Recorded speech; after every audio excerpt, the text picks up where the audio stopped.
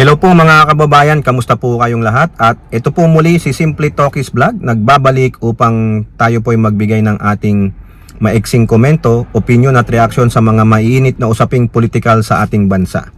At isa po sa mainit na usapin ngayon, ang patuloy na pagbabalitaktakan ng mga eksperto, ng mga political pundits, political experts tungkol sa impeachment trial ng inyong VP Sara Pusit Duterte. Ang latest po mga kababayan, itong si Sara Duterte ay tumakbo na po. Nagpasaklolo na po sa Supreme Court. O, ayan. At ganun din, pilit niyang tinatakasan ang kanyang responsibilidad. Yan po ang sabi ng ilang mga mambabatas mga kababayan, no? She's trying to run, no? On her accountability, no? Talagang akala mo matapang, maisog daw sila, yung pala sabog din ng wekpaks. Tapang-tapangan lang pala, tapos tatakbo sa Supreme Court. Oh, ano pa yung mga pronouncement niya dati ng katapangan niya, mamaya baka mabanggit natin. Pero bago po tayo magpatuloy, tayo po ay magbibigay pugay at pasalamat sa lahat ng ating channel members, sa mga subscriber, naglalike at nagsishare. Ganun din po sa mga tumutulong sa paglago ng ating channel. At shout out to all our OFWs, to the men and women in uniform, sa mga frontliners at mga guro. And may God bless us all. May God bless our country. May God bless the Marcos administration and protect it from the evil forces, from the likes of Duterte's, the minions, and the anti-Marcoses. Ito na nga po mga kababayan, di ba ang latest? Ang inyong VP Sara Pusit Duterte, sa kayabangan niya, dati nung sinasabi niya, nung nalaman niyang siya ay na-impeach sa House at ipinorward po yan sa Senado pero nag-recess bigla, no? Kasi yung time na yon, ilang oras na lang magre-recess na ang Senado.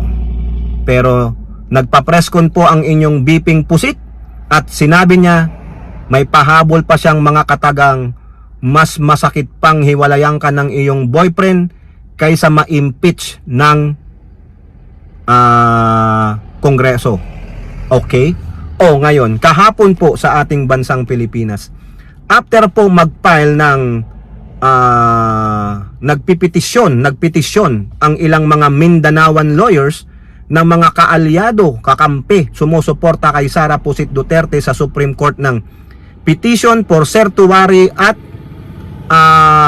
prohibition with the prayer na mabasura yung impeachment case. Kasi daw po with the technicalities na naganap sa House of Representatives.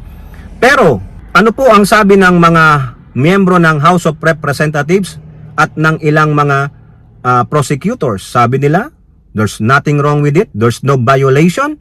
We followed what's on the rules. We followed what's on what it said na gagawin namin. So parang bring it on. Kasi po, malakas ang ebidensyang hawak ng mga prosecutor sa impeachment case ni Sara Pusit Duterte. So nanghihingi sila sa petisyon na desisyonan daw ng Supreme Court na innull and void yung impeachment cases. Okay? And then, sinasabi din nila na walang kinalaman si Sara Pusit Duterte doon sa pagpapile nila ng petisyon for certiorari and prohibition and the prayer to null and void the impeachment case. Wala daw dikta, walang sulsul ni Sara Pusit. However, after yon mapunta sa Supreme Court, kinabukasan pumunta si Pusit, nagfile ng the same petition. Natakot. Nababahala na si Pusit mga kababayan kasi alam niya maaari siyang ma-impeach kung hindi siya hihingi ng tulong sa Supreme Court for certiorari and prohibition. Kayo na po ang maghanap kung ano po ang ibig sabihin in the law term ng certiorari and prohibition. Mahirap naman tayong magmagaling-magaling dito. Or better yet, you can watch the blogger attorneys, the like of Attorney Claire, si Attorney Enzo, si Attorney Bueno. Yan po yung mga magagaling na attorney bloggers. They can explain it better than us na hindi naman po abogado. Pasensya naman, diba? So now, nasaan yung tapang ni Sara Pusit Duterte? Ang sabi niya, mas masakit pang maiwanan ng jowa kaysa ma-impeach. Sabi niya, haharapin niya, handa sila. Kinuha niya pang lawyer ang tatay niya. Eh bakit ka tatakbo sa Supreme Court? Akala ko ba matapang? 'Di ba? Bakit hindi niyo na lang harapin head on? 'Di ba? Ano ang kinakatakot mo? Tumatakas ka sa iyong accountability. Ayan. Kasi bakit? No? Hindi niya kaya. Hindi niya kayang idepensa nasaan si Mary Grace Piatos. Sino si Mary Grace Piatos? Sino si Kokoy Villamin? Bakit yung BPSPG niya ang nag-distribute ng confidential funds? Bakit hindi yung mga disbursing officers niya sa OBP at DepEd? Kumbaga taga-withdraw lang yung dalawa? Oh, ano ang mandato ng BPSG mo base sa batas na sila ang magdi-distribute ng confidential funds? Bakit may mga milyong-milyong ginastos sa loob lang ng ilang araw sa mga safe houses o whatever? Bakit may mga sobre na natanggap ang mga Yusek tulad ni Yusek Gloria Mercado sa loob ng 9 na buwan? Bakit may mga sobre natanggap yung dating sa procurement, bids and awards ng DepEd at yung iba pa, sila Acosta? Di ba? Yun na lang mga kababayan. That's her accountability and the transparency. Tinatakbuhan niya. Yan po ang sinabi ng mga mambabatas sa Inquirer. House leaders says BP Sara Duterte, Daking. Tinatakbuhan niya ang accountability niya ulit kasi ginawa niya na eh. Hindi siya umaatin ng hearing ng Kongreso, umatin lang yata siya once pero nagmalaki pa. 'Di ba? Nung talagang nagipit na yung attorney Lopez na yon, doon siya umatin. Pero in the previous one, wala. Hindi daw dapat pag-usapan ng confidential funds kasi confidential, pero hindi niya alam that the Congress has an oversight power sa mga budget na yan because they have the power of the purse. Sila ang nagbigay sa union. And the commissioning body, the auditors, no, found out that there's so much disallowances. Yung mga pinababalik sa yung pera, kaya nga naglabas ang baho mo, umalingasaw dahil sa sobra mong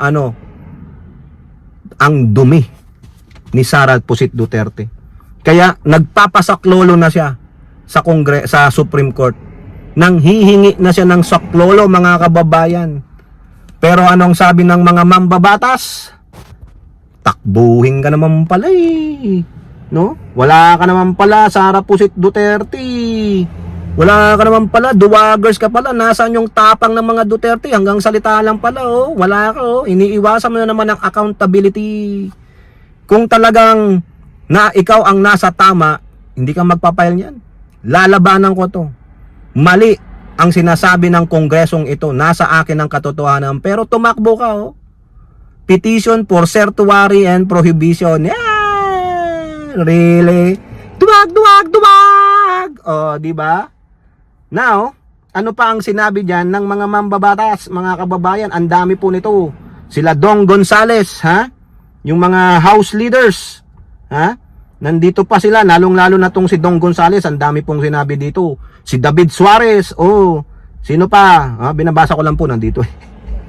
Okay, pero ang matindi po dito, sabi ni Gonzales sa Politico, Sara Duterte afraid of bank records being exposed. Correct, mga kababayan. Ilalabas po dito, yung mga bangko nila na tinutukoy ni former Senator Antonio Trillanes, now running for mayor ng Caloocan. Mukhang mabibindicate po si former Senator Trillanes tungkol sa in-expose niyang mga joint account ni Digong at ni Sara na naglalaman ng milyon-milyong piso na hindi mo alam kung saan nanggaling yung pondo na yan. Sinasabing mahirat lang sila sa Davao? Ano negosyo nyo? Sara Duterte, ano negosyo ni Digong? Ano? Magkakaalaman. Kaya sabi ni Dong Gonzales, takot ka lang. Takot malaman, baka sa dami ng bank accounts mo, baka may offshore account ka pa, doon napunta ang confidential funds. Kasi mawawala diyan ang bank secrecy, no? iaalaw ng korte yan na pag nag-request ang prosecutors that open up all the bank accounts of Sara Duterte, baka sabihin yung tama si Trillanes na itong mga Duterte ay mga buwaya sa gobyerno. Di ba? Ayaw niya. Takot siyang ma-expose ang kanyang bank records including the SALN. Yung statement of asset and liabilities network niya. Ilang milyon, ilang bilyon. Kaya pala asar na asar siya kasi 733 million lang ang budget niya, walang bilyon. Hindi niya na-coerce, hindi na pagbigyan ng gusto niya. Ayun, wala na. Ha? Dapat sa prosecutor na alam niyo na 'yan, na imbestigahan niyo na para dapat naunahan niyo na siya. Kasi kung naunahan niya kayo, wala kayong makikita. Pero sabi nga ni Dong Gonzales, natatakot na siya kaya gusto nang pigilan ang impeachment process. Natatakot na Stress na yan. Mukhang totoo ang allegation on corruption, lalo't masisilip ang bank accounts. Correct! BP Duterte's petition is nothing more than a desperate attempt to evade accountability. Correct! Ilang kayang bilyon, no? Biruin mo yan. Mahirap lang ang Duterte. Nagkukulambo nga lang si Digong. Tignan nyo yung bahay nila sa Davao. Pasad lang yan, mga kababayan. Yan lang ang gusto nilang ipakita sa inyo para kaawaan nyo sila. Maniwala kayo sa kanya. No? Lahat po ng sasabihin ni Digong, joke lang po yun. O di joke din na mahirap kayo. Ang totoo, super billionaire kayo, mga animal. Na mga Duterte, mga animal. Mga mandarambong, mga duwagers, matapang lang kayo sa salita. No? Kung matapang si Duterte, dapat sinabihan niya yung mga kaalyado niyang Mindanaoan lawyers na don't do that petition. Retract it. Hindi rin ako magpapile ng petition for certiorari and prohibition or to nullify the impeachment cases. Hindi ako tatakbo sa Supreme Court. I will battle this head on. Haharapin ko ito dahil nasa akin ang katotohanan. Pero tumakbo sa Supreme Court. Duwag! Ngayon, ano pa mga kababayan? Sa kaduwagan ni Pusit, nagsalita po ang mga Makabayan Black. Sino tong mga Makabayan Black? Sila Castro, si Brosas at si Manuel. Kasama nyo na dyan si Sendanya, Akbayan Party List po yan. Sa balita ng Inquirer, Makabayan Solons, Islam Sara Duterte's bid to stop impeachment. Tama yung talagang pinagsalitaan siya, nila Brosas at ni Manuel. Anong sabi ni Brosas? Whatever happened to her in earlier statement, welcoming the impeachment and preparing her defense team. Di ba? Sabi niya, pinaghahandaan na ho namin yan. Ano nangyari?